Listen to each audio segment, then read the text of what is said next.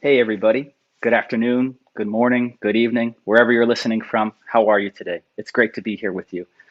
My name is Alex DeCiccio, and I am today's host for GSO's Ocean Classroom Live.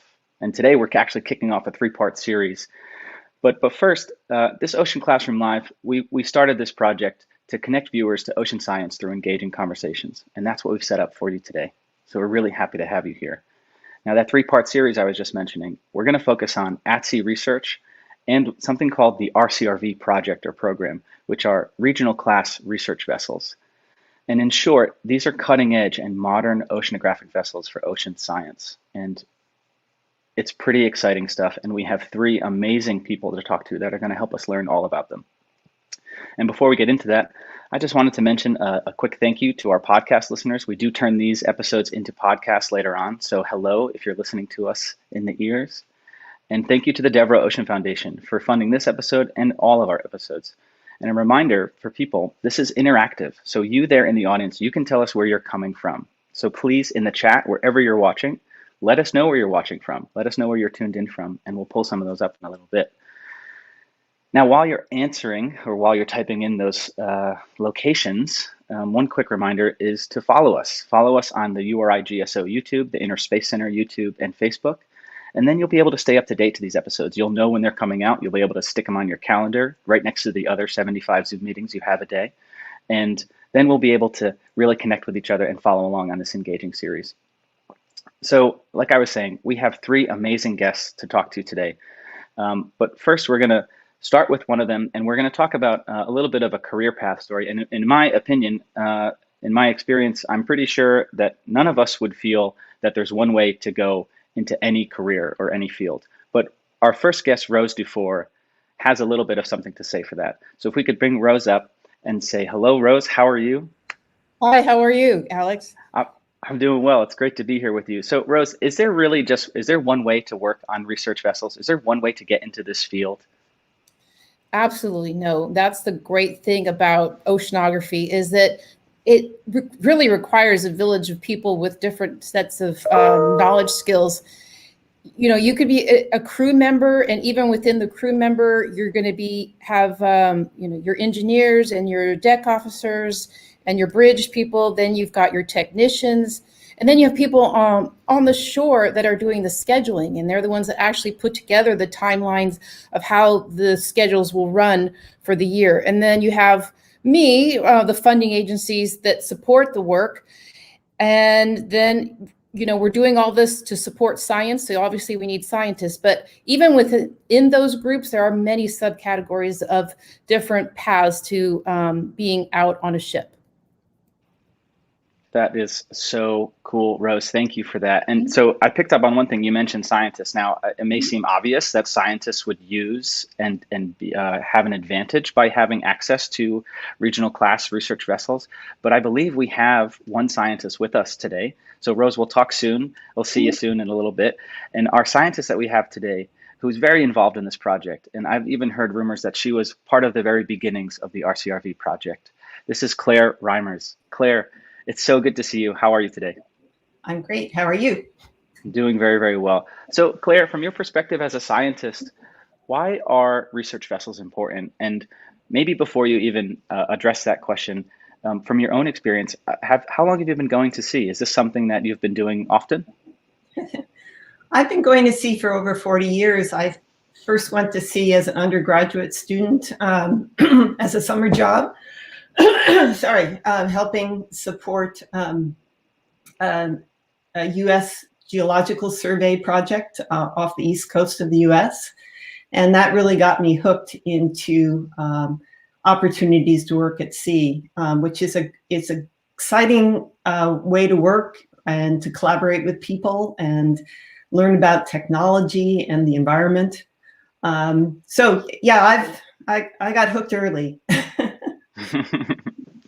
Wow, Clare, I can't even imagine with decades of experience out at sea, the experiences that you must have had and the knowledge that you have of studying our planet.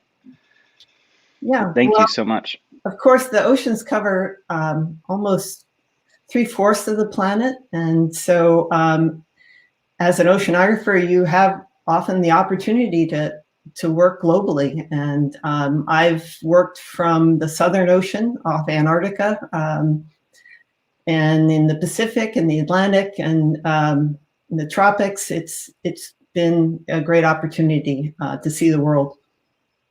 That's wonderful that you took your career and turned it into a license to go and experience the world and see the world.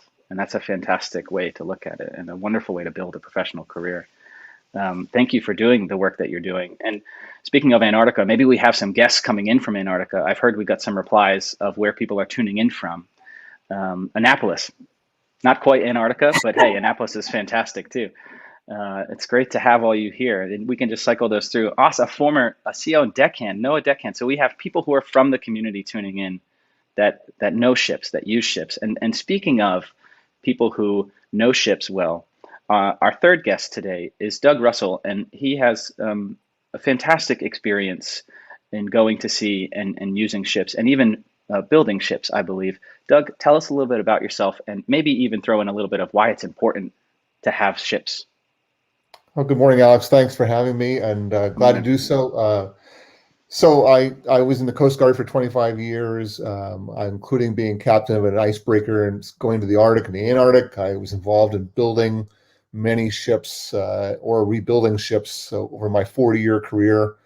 And so why are ships important? Why is we still have to get to sea we have to go to sea in ships to do research. In this world of new technology and autonomous vessels and things like that, you still have to have ships that go out there and launch things and recover things and collect all the data and take mud samples from the ocean bottom and all that.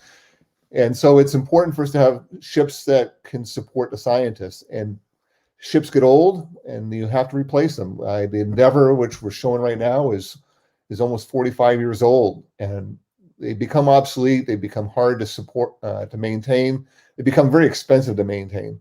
And to be honest with you, they can't support the technology it's necessary for today's science. Scientists continue to develop in evolving instruments and tools for collecting more and more data about the oceans and unlocking the mysteries that still lie in the deep. And so, we have to continue to replace ships when they get just too old to maintain anymore. So the RCRV will help replace the Endeavor and the Oceanus and other ships and allow scientists to continue to go to sea for the next 30 to 40 to 50 years. That's just phenomenal, Doug, and the group. Feel free, we can bring everybody back on, because I do want to revisit this RCRV program, this project, why we're here today, what we're here to talk about today. Maybe we could just start with, as Doug just pointed out, ships age. It's as a platform, as a tool. It's important to consider updating these incredibly valuable platforms to do oceanographic science and to do science in general. Claire, maybe we can throw this one to you of, how did this really come to be in the first place? How was this project sort of conceptualized and conceptualized as an idea? How did it turn into a real project? Well, in the US, there is a fleet of ships that's called the Academic Research Fleet that supports science and federally funded science. And the operators of these vessels come from institutions around the country, and the vessels are available for any scientist who writes a successful science proposal to use the vessels. But again, vessels come into the fleet at different times, and they are put into use, but they age like any facility, and so the community sort of oversees the fleet in coordination with the federal agencies, and so plans in advance, decades in advance, for upgrading and replacing parts of the fleet. And so the regional class vessels there was an anticipation of the need, and so the community came together and planned for it, and the National Science Foundation has provided the support through appropriations from Congress so that we can make this a reality. That's just incredible, Claire. And these images that are coming up, it's really helping to contextualize what you're referring to, and that, these floating laboratories, they're just amazing tools, but at the same time, it is the work of many, many people like yourself and the folks that we have here today to think decades in the future about who can take advantage of these types of projects, programs, and platforms. And that's amazing. I mean, Rose, let's go over to you from your perspective about really the need for this RCRV project and this program, and the need for the academic fleet in this country. Where, in short, where do you see these ships kind of going? Where are they going to take science? What could they possibly do? So the name regional class ship probably is a little bit of a misnomer, because I think that these vessels are going to be very capable of working not only on within the regions that they are home ported, but also a little further out, because they'll have great endurance. They'll be able to do many different types of science disciplines. And having said that, I think that the United States still has a lot of coastline that needs work. We need to map the seafloors. We need to do surveys. We need to monitor the health of our oceans. And everyone is impacted by what happens in the ocean, not only if you're on the coast, but inland through global warming and climate change. So it's very important that we keep our research fleet modern so that we can continue doing this important work. And not only that, we're kind of competitive. We want to compete with the global science community, and we want to have a modern fleet. So I'm excited.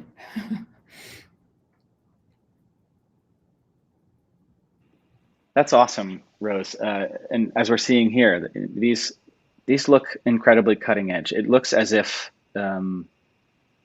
this is the future, right? This is something that we're talking about in the future. But maybe to put this a little bit in the present, Doug, I think from your experiences, somebody being out at sea as much as you have, and in the different sort of positions that you've had on ships, is there sort of one thing, or maybe a few different things that you can see these vessels are really going to advance right away? Like as soon as someone has access to this, maybe on one of their first cruises or something like that, a scientist has successfully written a program, they're about to start their project, they walk on one of these vessels, and they're going to notice something that is going to unlock their potential or unlock their curiosity. And what would be some of that for you? And before you get there, I just want to remind our audience that, again, this is interactive. So if you do have any questions that you would like us to ask any of our guests, it could be about anything, feel free to write those in the chat box that you're watching from. So Doug, what's one thing that could unlock someone's curiosity on these vessels? There are a lot of things I can tell you about these new regional class vessels that are going to really excite scientists when they walk aboard.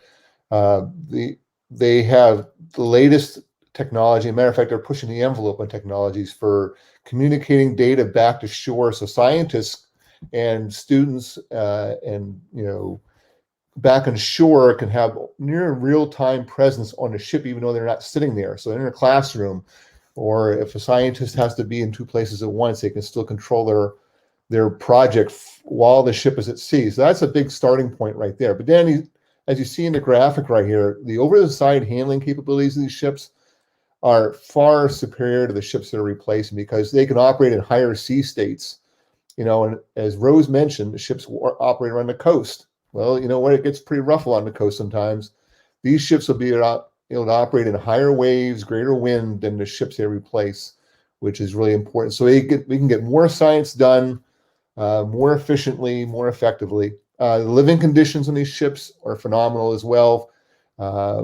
They are, scientists can live comfortably, and the crew can live comfortably, so it allows them to be even more effective at doing their job when they're out there. They're beautifully finished off.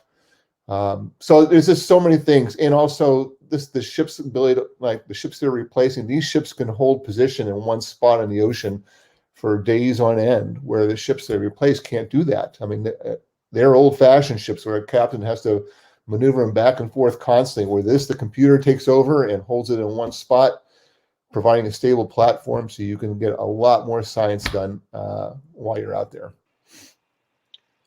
Wow. So something that you just mentioned, and let's just open it up to the group. This sense of presence to have, while this experience of being onshore and this experience of being at sea, and finding ways to connect these two things. Now, at the University of Rhode Island's Graduate School of Oceanography, we have a facility called the Inner Space Center, which I'm lucky enough to work at. And we've been both feet in the water, jumping in into telepresence from the very beginning, and even before our beginning, because we're still a relatively new facility. But telepresence is this idea that with an increased connection, people can have different experiences and really enhance what can happen at sea. So in your experiences in the past and in the present, and really where you can see things going in the future with these new RCRVs, how do you see potential enhancement? And Claire, maybe we can start with you from the scientific perspective. As somebody who's been going to sea for 40 years, I'm sure you still enjoy it, but I'm sure at some point you're gonna want to kick the feet up a little bit and say, hey, I'd like to just tell somebody what to do out there. I'm not assuming for you. I don't think that's how you are. You seem like a very hard worker. But how can you sort of see this enhancing this program and really the academic research fleet in a way, this enhanced connection? Well, it can lead to greater participation and the ability to connect with audiences on shore, to be able to connect to classrooms, and there. Personally, I would always want to be with my boots on the deck, sort of, as we say. But there's limited number of berthing space for scientists on any given cruise, and so if you can connect to more people and get more expert input, then there's greater impact for what you're doing. And there can also be help in planning, as you're discovering things in real time, and you have more eyes looking at the information and recognizing what you're observing. So it just really broadens our ability to use the data that we're collecting in real time and make decisions.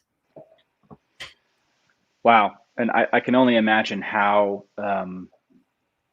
beneficial that is. I've been in both situations. I've been at sea and I've been on shore supporting at sea research through this telepresence connection. And I've seen sort of things be unlocked when you get very focused at sea, right? You're working long days, you're not sleeping very much, but because you're enjoying the work and you're out there to do the work. But something I want to touch on, and Rose, I think this would be a great question for you, is this feels very collaborative. What's being described feels very collaborative. Now, is it just scientists that can benefit from this type of collaboration? Who can? So, no, absolutely. I mean, it is something that helps us connect with troubleshooting on shore. If we have our shore support team available and we had an issue with a piece of gear, we could connect with them in real time and use telepresence for that. Obviously, you touched on connecting with classrooms and other scientists. If something's been discovered, they can quickly connect with a scientist that may be an expert on a certain field. But I also want to mention that these ships are expensive to run. And so telepresence really enhances the number of people that can interact in real time on the ship. So, I'm anticipating that it'll cost me somewhere between $4 or $5 million a year to run an RCRV with a full schedule. So we're talking about close to $30,000 a day. So telepresence really enhances that and and brings more people to the table. That's super interesting. Yeah, that makes a ton of sense. And it kind of creates this two-way street so that people on the other side of either end, whether you're onshore or at sea, you have this enhanced collaboration, this different form of cooperation that could help build literacies on either side, that could help build your perspective and almost open your perspective that you might not necessarily get when it's time to do the work and you're super hyper focused. So Doug, from your perspective, maybe we can switch gears a little bit, or if we want, maybe there's a question or a comment that can come up here as we're talking about this. But you've been all over the world on these types of ships. When you're considering where the project is now, this regional class research vessel project is, well, maybe actually we can start that as a question. Where is the project now? Are the ships being built and readied? Are they ready to go? Are people already using them? Where are we now? And maybe we can just kind of paint a picture of where things are heading in the next year to 2 years or so. Sure. So the ships are being built currently down in Louisiana at Bollinger Shipyard in Houma, Louisiana. Clare's team has actually an on-site team monitoring the construction of the ships, overseeing the project down there, and the first one will be delivered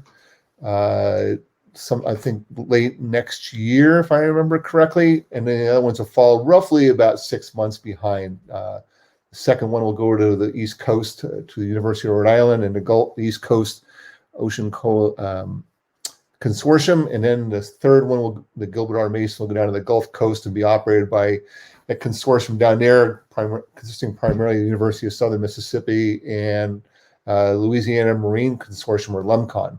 So they're making great progress in those.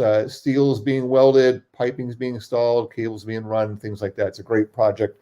So we are excited for those ships to come online. We need them now. As we retire the Oceanus that Oregon State currently operates, that will cease operations at the end of this year. And then sometime next year, the Endeavor will stop operations in anticipation of their new ship coming right behind. So there's a lot happening right now on the ground in Louisiana. Yeah, and some of those images were just incredible. It's amazing to think about the scale of a ship and what ships can do at sea, but to see people physically welding bolts and nuts, hands-on, high detailed work. Every bolt needs to be fastened, everything needs to be welded, the ships need to be ready to go to sea. So that's incredible to see that human impact. But one thing you talked about was this urgency. You said we need them now. And we can sort of go around the room with this one. And Doug, we can go right back to you and your perspective. But so there's the urgency of the academic fleet that needs platforms like this. But in the context of where we are today with climate change, with global warming, and with a need to understand our planet and the systems that are being changed right in front of our eyes, what kind of urgency can these ships meet for the scientific community? What other types of urgency are we looking at here, and maybe plant that into, again, the operation, the capacity of these ships, and maybe even in your own experiences? Well, I think there's with sea level rise, and I'm not a scientist, but as I understand, sea level rise, coastal studies are really important to understand between sea level rise as well as global warming. How are the food chains impacted? These ships can operate along the coasts, collecting a lot of data, taking a lot of samples that help inform decision making regarding, for example, we have another research vessel that is operated up near Washington, and they've made decisions about opening and closing, fishing areas or shellfish areas based on the data collected at sea. That's just one small example. Another example is there's a big array. The National Science Foundation operates a big arrays off the West Coast and the East Coast that are out there collecting data and streaming it live right now back to scientists to understand things like, earthquakes in, shifting of tectonic plates off the West Coast. Well, those instruments have to be picked up and replaced and repaired, and that's some of the work these ships can do. Rose touched on, we have to do sea bottom mapping. That we don't really understand the topography or the bathymetry of the ocean bottom even fully yet. And so we need to be able to map all that as well to understand also for other resources that people want to possibly utilize in the future as we deal with other food shortages and things like that. But I'm going to turn it over to Rose and Claire. I've been talking too much. Claire is a scientist and understands this. Rose sees the big picture really well. So, Sure so thing. I would just Rose, go ahead. That NSF also supports RAPIDS, and what RAPIDS are is actually having the ability to provide help for things like the Deepwater Horizon when we had that massive explosion in 2010, and all the science that had to happen afterwards. So, you know, having regional assets along our coast are really important for monitoring the health of our oceans, and you know the food sources we have, and the connection to the climate. So Claire, you can add to that, I'm sure. Well, I would just add that these are what are called general purpose vessels, and so they allow, they're not specialized for any given discipline in ocean sciences. And so you can bring together multidisciplinary teams that are studying the biology, the chemistry, the physics, the geology, and really get a good understanding of the whole system. And having that versatility and the ability to look at multiple problems is what's their real strong point. That's just a beautiful sentiment. This idea of, you know, in the context of a changing climate and the intersectionality of, you know, the climate change and disruptions in the ecosystem, don't necessarily pick one area to stay focused in, right? It is transcendent. It's transdisciplinary in a way. So it makes sense that there's an urgency for the scientific community to open up maybe potentially barriers of the past of saying, oh, I'm just a geologist and I'm just a biologist and I'm just this. And now even to be updating and creating platforms for people to take advantage of that allow for that foundational cooperation and then to be built up on that. That is just, thank you all for doing the work that you're doing. You said that very well. Thank you. Thanks. So this is a classroom environment, right? Ocean classroom, live, exclamation point. And one thing we like to do is we like to give like a takeaway, right? Something, sometimes it's called homework. I was never somebody who jumped right at homework, so we can call this, maybe it's just something to consider for the future. But we can go around the room here, and something that was talked about in the beginning from each of you was how the conceptualization of these ships and this project, this RCRV, this Regional Class Research Vessel project, updating the American or this country's academic research fleet, you do so in consideration of future generations. So let's bring them into this conversation. And from your perspective, what's something that somebody in the audience now, whether it's taking place now, they're live with us, or it's maybe with the podcast, or maybe somebody's using this in a classroom in the future, what's something that someone can do, a student, a young child, what's something that they can do to set themselves up so that they could take advantage of these types of platforms and be a contributor, be somebody who helps be part of the solution to these urgent needs? Rose, let's start with you. So just real brief, because I know we're almost running out of time, but there are community scientists out there and community citizens that can participate in science. So we hope that these platforms help engage your curiosity about what is in your backyard if you happen to live on the coast, or you know, what it is to be on the coast of the United States and elsewhere. So I encourage you, whether you like art or you like engineering or you want to be a scientist, there is a place for you in the U.S. academic research fleet. Thank you. Thank you, Rose. Claire, how about you? Well, I would just say everybody should think about how they are connected to the ocean, and the ocean is connected to them. You know, if you threw a plastic bottle in the ocean currents could take it halfway around the world, and the oceans transport heat and water and materials, and so we're all connected through the ocean. So learn about it. You'll find it fascinating. And maybe even end up with a 40-year career of going to sea, like yourself. Yeah. Doug, how about you, man? What do you think? How can we engage? I would say find your passion, and hopefully it revolves around something going to sea. Anybody can do anything at sea. You're an engineer, as Rose talked about. You can drive ships. You can do science at sea. And being there on a ship when a scientist discovers something is unbelievably exciting. And that's what I loved about it. Seeing scientists on the back deck of a ship digging through the mud they just picked up from the ocean bottom, looking at all the little critters. I mean, that is the coolest thing. And the fact that I was able to help them do that, where our team was, all the engineers and the cooks on the ship, you can find something you love doing at sea on a ship, especially in the research fleet, because every cruise is different. So it's not like you're on a big container ship going back and forth. Being on a research vessel is exciting stuff. It's never the same thing when you go day to day.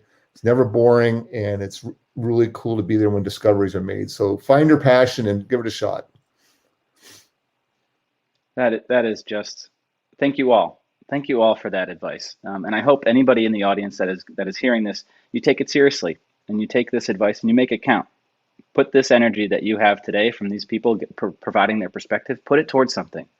That could be really good homework. So thank you, everybody, for joining us today. Thank you, our guests. Thank you, Rose, Claire, and Doug. It's been fantastic talking to you and learning about your experiences. Cool. Yeah, so